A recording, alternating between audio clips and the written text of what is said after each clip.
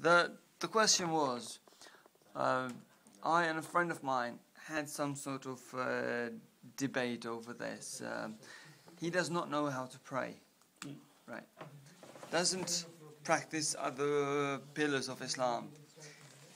If his chance comes to go to Hajj, he feels morally, he shouldn't go because all his life he has not really practiced the rest of his...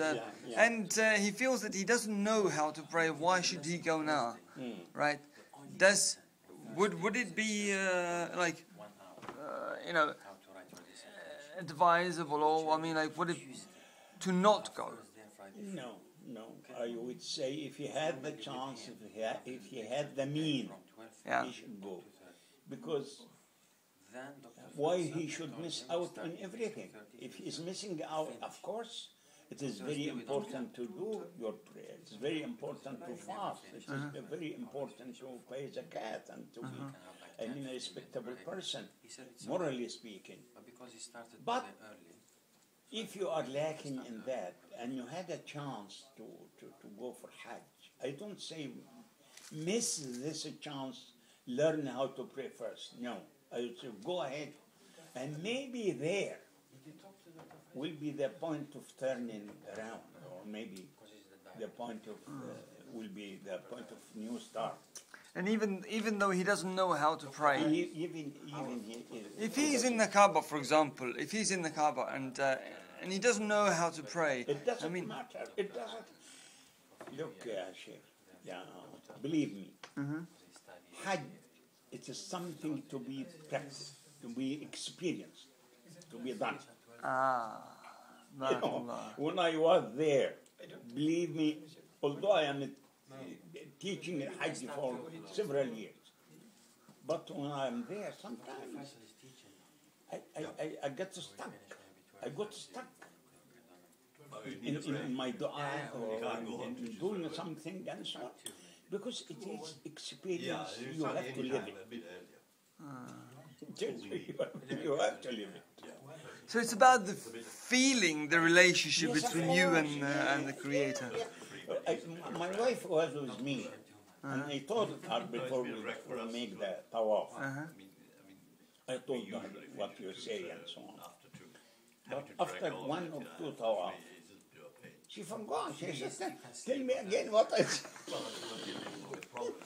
I start say whatever comes into your mind. In any language? In any language. Talk to him. Just talk to him. They told me the ambassador was very happy. No, just talk to him. This is how I look upon There were two friends, yeah? my medicine. There were two friends, and they were both practicing. One of their friends was not. So they decided to persuade him to go to Hajj. And then he says, but I don't practice. I'm just not really interested in it. They somehow convinced him, yes, we will pay for it. They paid for him. They went there. When they went to the Kaaba, right? Practically he did everything, all the ihram and all that, Then he says, when he went to the Kaaba, they couldn't get him out of it. And that was the turning point for him. That's what I'm saying. And he never stopped praying after that.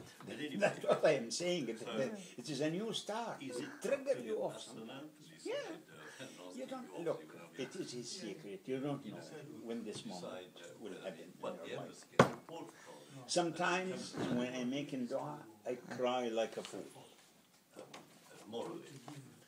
But that tear is very important. And sometimes, even when I'm praying, I don't know whether I pray 2 or 3. That is you. That is the human. And you never know. Maybe, and you never know. Maybe the one who goes to the Kaaba, he feels it in his heart. Yeah. Although he doesn't say anything, he just feels the experience. Maybe his Hajj is more accepted than me, who goes there and says practically everything. I think it is one of the during the time of Tabi'in or while people were going making tawaf and dua and so on. One Bedouin was saying, اللهم أنت عبدي وأنا ربك. اللهم أنت عبدي وأنا ربك لا تفضحني. Then the man next to him, he got frightened. أنت عبدي وأنا ربك. He's saying to Allah. Then the other one said, leave him. Because he's just the Leave tongue him. getting He it. knows what he means. Because the fact that he's, subhanAllah. You know, one Hajj from Kosovo, an old man, he says, I feel that my Hajj is not accepted. And we said, why? He said, because when I was in the Kaaba, every time I turned towards the Kaaba and I want to do some supplication, to say something, I couldn't say anything, I just cried. Yeah, that's enough. So we said, I'll tell you my own personal experience. Once I was in Saudi Arabia for a conference, I was presenting Britain in the World Council of Mosques. And it is affiliated with the Rabitat al-Alam al-Islami. So I was there for a conference. And they organized buses to take us from Mecca to Medina to visit the prophets. I said, no, I am not going by bus. I am going by train.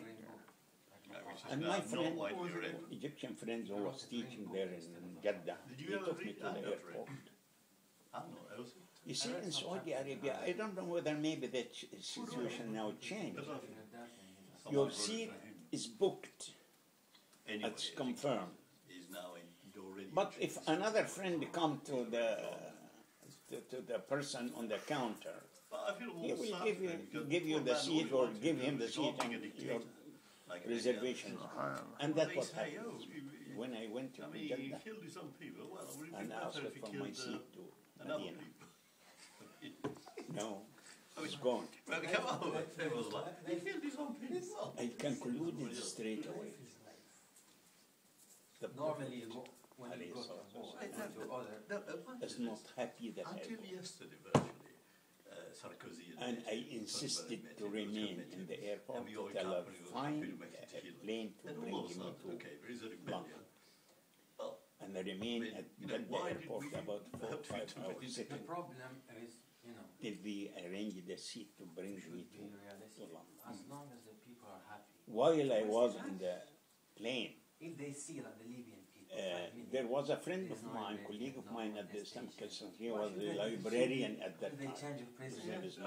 I go as far to say there is a rebellion. Well, a bit less He was than appointed as a So did I. teacher in King Abdulaziz University, Solid. and they lent him to the Islamic Center to look after the library. Well, to be It fair, was some favor done. Yemen has had quite a difficult vessel. Has been a lot. So he said, you are going to Saudi Arabia and you are going to stay more than 1 week. But there Yes. was He gave me a check. under the British was Aden. I think it was for about 20,000 riyal. When it was a Marxist republic. Can you cash this amount? If you can change it to sterling or bring the reals, and I had changed it. how much was that in sterlings? About 20,000. By that time, maybe it was about 5,000, something like this. By that time, but Yeah. now it's different. So while I am I did not have time to go to the bathroom. While I was on the airplane, sometimes they give you a boarding card. The boarding card to embark on the plane, to sit on the plane. It's raining for half a minute. After I sat on the plane, Floods everywhere. I started tearing the boarding card. Aden is modern city. When I landed in London, I discovered I tore off the check of my colleague because the boarding card was in my pocket. Under the communists. The port of Aden, the economy, everything is there. Until The following morning, we met in the library because I was living in the flats there in the mosque. lots of schools. And even I told I said to him straight officer, Assalamu alaikum, please contact your bank. it wasn't very expensive Stop. actually. Very expensive to get there. The check. flight was My father-in-law was renting a big... Oh, sorry. He asked me, did you get the money? £40 a month. I said, When I'm I sorry. came here the first time, the librarian... I tore off your check while I was coming back. The librarian before That is Mamadou because I was amazing. upset when I concluded. The librarian before Mamadou. I did not agree to Yeah, go with them on the Now, he was bus. only a student. Was a I woman should have librarian. been humble She went Even in somewhere. the reception, and it eager was and run with them Reception it as was we have Dr. done. Badawi's wife. Mrs. Why I Badawi. wanted to be different and go on the plane and so on, it did not work. Maybe he was not happy that I go. And this feeling came with me back till I reached London. Well, lots of Badawis around. So your heart, Very common name. the connection between you But and there him, was that is, a saint. it's very strange thing. It's very Maybe strange it's Bedouin. relationship. I tell you, sometimes when I'm praying, making my dua, I cry like a fool. Sometimes I don't know. I pray 2, 3. Oh, it happens to me as well. No, to all of us. Anyway, Especially in the morning when I wake up, like for Fajr, have I done the Fatiha or not? wallahi, this happened with me. Am I Quite a few.